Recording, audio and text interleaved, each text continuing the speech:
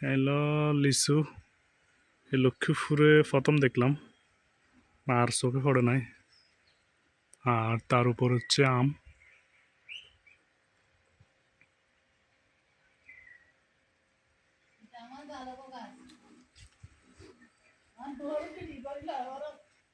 না আমি ফার্স্ট দেখি রামনগর লক্ষ্মীপুরে, আর দেখা হয় নাই তো।